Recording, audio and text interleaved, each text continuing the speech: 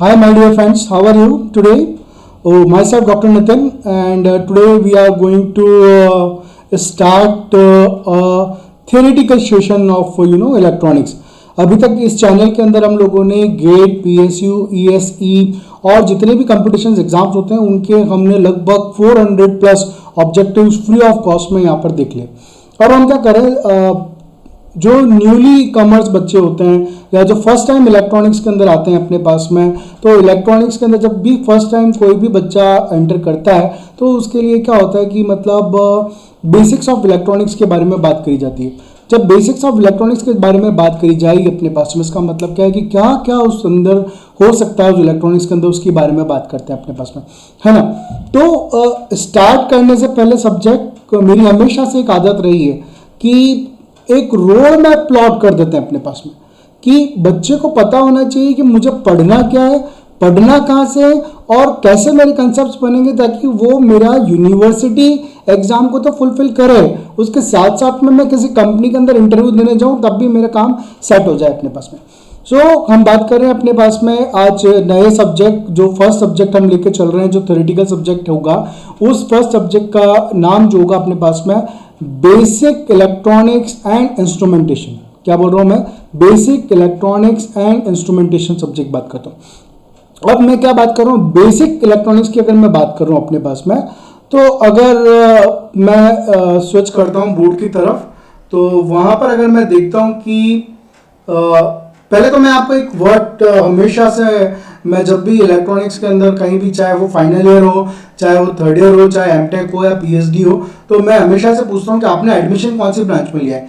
तो बच्चे बोलते हैं कि हमने ईसीई ब्रांच के अंदर एडमिशन लिया है, कुछ बच्चे बोलते हैं हमने डबल ई ब्रांच में एडमिशन लिया है, कुछ बच्चे बोलते हैं हमने ट्रिपल ई ब्रांच के अंदर एडमिशन लिया है। क्लियर है। लेकिन ये after completing their engineering they can not वो बता नहीं सकते हैं कि उनके ब्रांच के बारे में क्या है, किसको समझा नहीं सकते अपने पास में। अगर मैं आपको बात करूं ना, तो हमारी जो ब्रांच है, हमारी ब्रांच जो है वो क्या है कि बहुत ही स्पेशल ब्रांच है, जो उसको बोलते हैं हम electronics and communication engineering branch. और इलेक्ट्रॉनिक्स एंड कम्युनिकेशन इंजीनियरिंग मतलब क्या हुआ, मेरे पास में दो टर्म्स यहाँ से बाहर निकल रही है। एक हो रहा है मेरे पास में इलेक्ट्रॉनिक्स आ रहा है, एक मेरे पास में इलेक्ट्रॉनिक्स आ रहा है, और दूसरा जो टर्म मेरे पास में आ रहा है वो क्या आ रहा है मेरे पास में, कम्युनिकेशन। दूसरा जो टर्म आ रहा है वो क्या आ रहा है मुझे पास में, कम्युनिकेशन।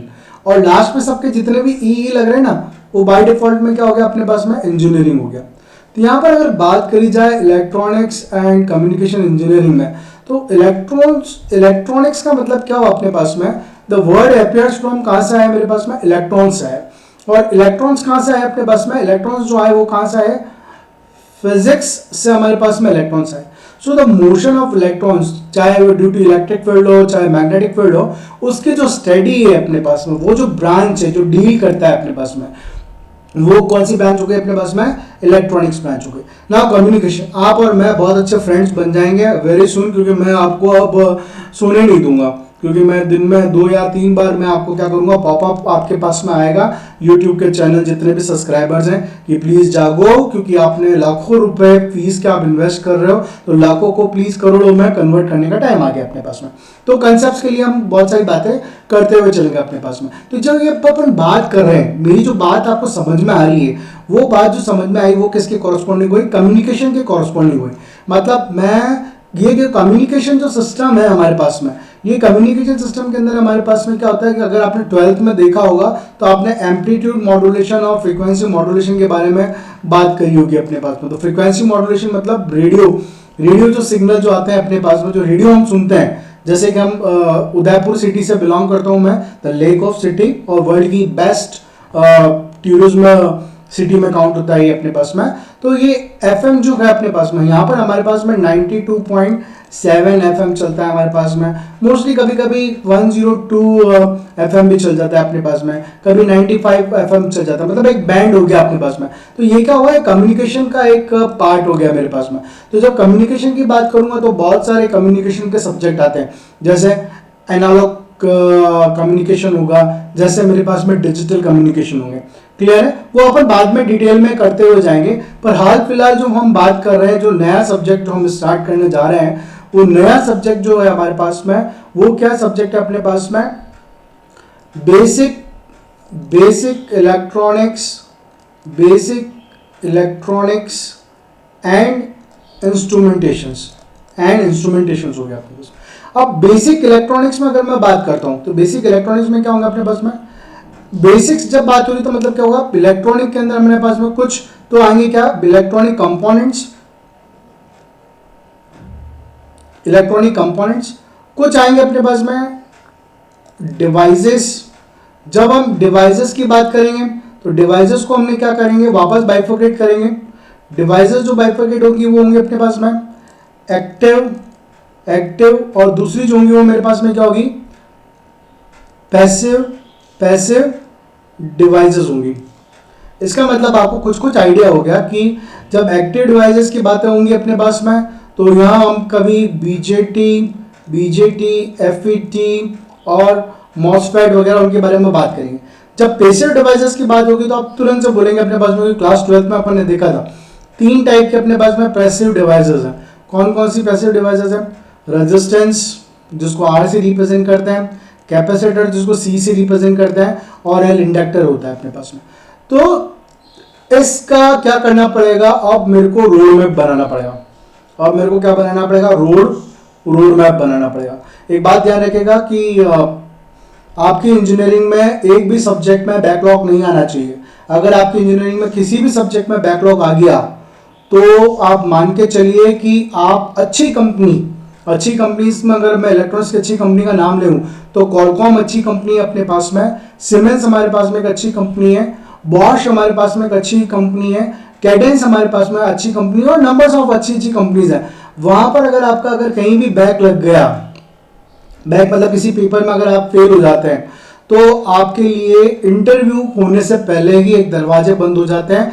वो किसके कॉरस्पॉन्डिंग बंद हो जाते हैं, क्राइटेरिया होता है अपने पास में कि क्राइटेरिया के कॉरस्पॉन्डिंग क्या क्राइटेरिया होता है कि आपका जैसे कि ओजीपीए है या अगर आपका परसेंटेज है तो ये कितना होना चाहिए, मिनिमम अगर बात करें तो 65 से 75 तो मिनिमम होना ही चाहिए। और अच्छी कंपनियों के लिए अगर क्राइटेरिया की बात करें तो 75% होना चाहिए, तब जाकर वो क्या करते हैं, आपको नेम लिस्ट में इंक्लूड करते हैं।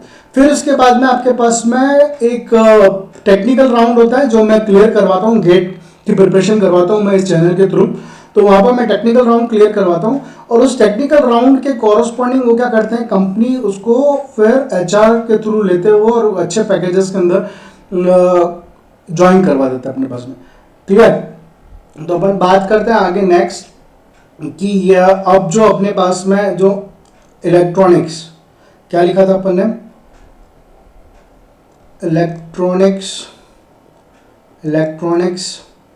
और एंड क्या कर रहा हूं मैं, एंड कर रहा हूं इंस्ट्रूमेंटेशन कर रहा हूं, मैं से शॉर्ट में लिख रहा हूं इंस्ट्रूमेंटेशन। ठीक है, अब इलेक्ट्रॉनिक्स एंड इंस्ट्रूमेंटेशन मतलब इसको मैं रोड मैप बना रहा हूं, सब्जेक्ट का इंट्रोडक्टरी पार्ट है रोड मैप किसके थ्रू मेरा डिजाइन किया हुआ है, तो डेफिनेटली मैं यहाँ पे मेरा नाम लिखूंगा डॉक्टर नितिन, फाइन, नितिन कोठारी का रोड मैप डिजाइन किया हुआ। इसके ऊपर अगर आप चले, कोई जबरदस्ती नहीं है, अगर इसके ऊपर आप चले तो I have created thousands of engineers, तो मुझे प्रैक्टिकली पता है कि क्या करने से क्या चीज़ हो जाती है अपने पास में, है ना, आसानी से। तो आसानी से चीज़ें को अगर आपको करना है तो इस रोड मैप को आप अपना सकते हो। आप इलेक्ट्रॉनिक्स की अगर बात करते हैं तो इलेक्ट्रॉनिक्स के अंदर अपने पास में क्या होता है, चैप्टर्स डिवाइड होते हैं। चैप्टर्स को यहाँ पर इंजीनियरिंग में ये लोग यूनिट बोलते हैं अपने पास में, जैसे यूनिट 1 हो गया, जैसे यूनिट 2 हो गया, जैसे यूनिट 3 हो गया, जैसे यूनिट 4 हो गया अपने पास में, या यूनिट अपने पास में क्या हो गया अपने पास में 5, और एंड सो ऑन, अलग अलग यूनिवर्सिटी के हिसाब से अलग अलग यूनिट्स होती है। अब मैं इसको सब्जेक्ट को अगर नाम पढ़ूं, इलेक्ट्रॉनिक्स का मतलब तो मैंने बता दिया कि द मोशन ऑफ इलेक्ट्रॉन्स जो होता है अपने पास में उसकी जो स्टडी हम करते हैं, और इलेक्ट्रॉन्स की वजह से कोई भी डिवाइस, सेमीकंडक्टर डिवाइसेस बनती है जिसमें इलेक्ट्रॉन्स का मूवमेंट होता है। तो वो डिवाइसेस एम्पलीफायर की तरह बिहेव करती है, कभी एटेन्यूएटर की तरह बिहेव करती है, सब हम बाद में डिटेल में पढ़ेंगे। पर अभी हाल फिलहाल के अंदर क्या कर रहे हैं, मतलब अगर मानो कि इलेक्ट्रॉनिक्स है तो इलेक्ट्रॉनिक्स के मानो आपने 3 चैप्टर, क्योंकि फर्स्ट एक इलेक्ट्रॉनिक्स आ रहा है और सेकेंड क्या आ रहा है, इंस्ट्रूमेंटेशन आ रहा है। तो फर्स्ट तो क्या हुआ, इलेक्ट्रॉनिक की क्या हो गई, मान लो अपने पास में क्या हो गया, डिवाइसेस के बारे में बात कर रहे हैं। मान लो ये अपने पास में किसके बारे में बात कर रहा है, कंपोनेंट्स के बारे में बात कर रहा है, ठीक है। तो इनमें डिवाइसेस एंड कंपोनेंट्स आ गए अपने पास में, तो इनकी क्या हो जाएगी अपने पास में स्टडी, इनकी क्या हो जाएगी अपने पास में स्टडी हो जाएगी। क्लियर। रेस्ट जो 3 यूनिट है या 2 यूनिट है या 4 यूनिट है, वो किससे डील करेगी अपने पास में, इंस्ट्रूमेंट्स से। ये इंस्ट्रूमेंट्स क्या काम आएगा, जैसे फॉर एग्जांपल मैं यहाँ पर एक एग्जांपल लेके चलता हूँ। मेरे पास में मैं ये सिंबल ड्रॉ कर रहा हूँ, ये जिगजैग जो सिंबल है वो एक रेजिस्टेंस का सिंबल है, ठीक है, ये रेजिस्टेंस का सिंबल है। और इस रेजिस्टेंस की वैल्यू मुझे फाइंड करनी है, रेजिस्टेंस की वैल्यू मुझे फाइंड करनी है, तो क्या करना पड़ेगा, मुझे एक मल्टीमीटर यूज करना पड़ेगा। मैं बाद में डिस्कस करूंगा मल्टीमीटर क्या होता है, ये मल्टीमीटर यूज करना पड़ेगा। ये मल्टीमीटर के कॉरस्पॉन्डिंग क्या होगा अपने पास में, ये मल्टीमीटर के कॉरस्पॉन्डिंग क्या होगा अपने पास में, यहाँ पर डिस्प्ले पर रीड आउट होगा कि कितना है। मतलब अगर रेजिस्टेंस है तो रेजिस्टेंस की यूनिट जो होती है वो क्या होती है अपने पास में, सबको पता है, ओम्स। ओम्स लॉ के अंदर अपने पास में रेजिस्टेंस की यूनिट आ गई थी ओम, ठीक है। और इसको किससे रिप्रेजेंट करते हैं, आर को जो रिप्रेजेंट करते हैं इसकी यूनिट को अपन इसको ओम से रिप्रेजेंट करते हैं। यहाँ पर बात कर रहा हूँ आर को अगर मैं ओम से रिप्रेजेंट कर रहा हूँ तो जो सीमेंस होगा अपने पास में, ठीक है, या जी इज इक्वल टू जो होता है अपने पास में 1/r, उसको मैं किससे रिप्रेजेंट करूंगा अपने पास में, मोह से रिप्रेजेंट करूंगा। बहुत अच्छा कंसेप्ट है। फाइनल ईयर स्टूडेंट्स अगर ये बेसिक इलेक्ट्रॉनिक्स का अगर कोई देख रहा है या पास आउट स्टूडेंट अगर कोई देख रहे हैं तो प्लीज यहाँ से थोड़ा सा इंपॉर्टेंस इसको दें अपने पास में, क्योंकि यहाँ क्या हो रहा है, रेजिस्टेंस आर को ओम से रिप्रेजेंट किया है और जी जो कंडक्टेंस है उसको मैंने किससे रिप्रेजेंट करा है, उल्टा ओम का सिंबल बनाया है इसके, ठीक है। अगर इसको मैं OHM ओम बोलता हूं तो ये जो रेजिस्टेंस है इसका मैं उल्टा लिखूंगा तो क्या होगा, MHO। तो ये क्या हो गया मेरे पास में, G जो यूनिट है उसकी क्या हो गई अपने पास में, मोह, और ये क्या हो गया, ओम्स। तो क्या चीज है, 2 चीज पिक्चर में बेटा, क्या बेटा 2 चीज पिक्चर में अपने पास में, एक चीज पिक्चर में मेरे पास में यही, ये कंपोनेंट या ये डिवाइस, ये कंपोनेंट रेजिस्टेंस जो पैसिव कंपोनेंट है वो पिक्चर में आया, जो कि क्या है कंपनी से बनकर आ गया। अब क्या होता है, हमको क्या करना पड़ता है, पीसीबी डिजाइन करनी पड़ती है। आपके एप्पल फोन के अंदर अगर मदरबोर्ड है तो उसके अंदर भी रेजिस्टेंस लगता है अपने पास में, तो कितने वैल्यू का रेजिस्टेंस लगाना है तो उसको मेजर करना पड़ेगा, और मेजर करना पड़ेगा तो किसी इंस्ट्रूमेंट की जरूरत पड़ेगी, तो क्या मेजरिंग इंस्ट्रूमेंट हुआ, तो ये क्या हुआ, इंस्ट्रूमेंट। तो इस रोड मैप के कॉरस्पॉन्डिंग क्या बात पता चल रही है अपने पास में कि फर्स्ट जो ये है वो इलेक्ट्रॉनिक सब्जेक्ट हुआ, जिसमें हम डिवाइसेस वर्किंग के बारे में बात करेंगे। इन डिवाइसेस प्रॉपर वर्क कर रही है नहीं कर रही है, ये प्रॉपर डिवाइसेस वर्क कर रही है नहीं कर रही है, इनको क्या करना पड़ेगा, टेस्ट करना पड़ेगा। और टेस्ट करने के लिए जो आएंगे वो क्या होंगे, टेस्टिंग इंस्ट्रूमेंट्स, जिनको क्या बोलेंगे अपने पास में, मेजरिंग इंस्ट्रूमेंट बोलेंगे अपने पास में। यहां तक सबको क्लियर है अपने पास में, ओके। तो अगर आपको सब चीजें क्लियर है तो हम नेक्स्ट सेशन में स्टार्ट करेंगे कि एक्टिव डिवाइसेस क्या है, पैसिव डिवाइसेस क्या है, डायोड क्या है, जेएफईटी क्या है, मॉसफेट क्या है, अपने पास में यूजीटी क्या है, डायोड क्या है, इन सब के बारे में अपन बात करेंगे। एक चीज और यहाँ पर मैं मेंशन करूंगा आपको अपने पास में कि हम कभी भी सर्किट के अंदर रेजिस्टेंस नहीं लिखते या रजिस्टर नहीं लिखते और उसको बॉक्स बना कर नहीं कनेक्ट करते हैं। हम क्या करते हैं, ये ऐसा जिगजैग फॉर्म जो यूज किया ना अपने पास में, ये जिगजैग फॉर्म क्या है, इसको क्या बोलते हैं अपने पास में, सिंबल। इसको क्या बोलते हैं अपने पास में, सिंबल। तो जितनी भी डिवाइसेस होती है उनको आइडेंटिफाई करने के लिए क्या यूज होता है अपने पास में, सिंबल। तो मैं यूनिट के अंदर जाने से पहले क्या करूंगा, आपको सिंबल्स के बारे में बताऊंगा कि सिंबल क्या, किसके डिफरेंस कैसे आइडेंटिटी, इन सिंबल से क्या होता है, सर्किट का आइडेंटिफिकेशन अच्छा हो जाता है फटाफट कि कौन कैपेसिटर है, कौन रेजिस्टर है, कौन इंडक्टर है। थोड़ा सा मैं एक बार यही बता देता हूँ, मेरी आदत खराब है क्योंकि मैं थोड़ा डिटेल ही पढ़ाता हूँ, तो मेरा और आपका लगाव इतना होता है कि हम लोग हट नहीं पाते हैं एक दूसरे के सामने से। तो ये क्या हुआ अपने पास में, ये जो सिंबल हुआ वो किसका हुआ मेरे पास में, रजिस्टर का। सिमिलरली अगर 2 लाइनें मैंने ऐसे लगा दी अपने पास में तो ये जो सिंबल हुआ वो किसका हुआ मेरे पास में, कैपेसिटर का। और अगर मैं अब इसको फोल्ड करता हुआ चल रहा हूँ तो ये जो चला सिंबल वो क्या हुआ मेरे पास में, इंडक्टर का हुआ। तो इनिशियली द फर्स्ट यूनिट जिसकी भी होगी, जहां भी जो भी इलेक्ट्रॉनिक्स पढ़ रहा है, चाहे वो ईसी ब्रांच में हो, चाहे वो कंप्यूटर साइंस ब्रांच में हो, चाहे वो ट्रिपल ई ब्रांच में हो, चाहे वो आर्टिफिशियल इंटेलिजेंस या डेटा साइंस ब्रांच में हो, चाहे वो बिग डेटा इंजीनियरिंग में हो, चाहे इंस्ट्रूमेंटेशन इंजीनियरिंग में हो, उनको इनिशियली सबसे पहले ये पढ़ाया जाता है कि कंपोनेंट क्या है, उनके सिंबल क्या है, उनकी प्रॉपर्टी क्या है, और फिर उन कंपोनेंट्स को मेजरमेंट करने का काम करते हैं। तो hope you have understand the word about basic introduction of basic electronics and instrument subject. Fine, thank you. We will meet soon for the next session.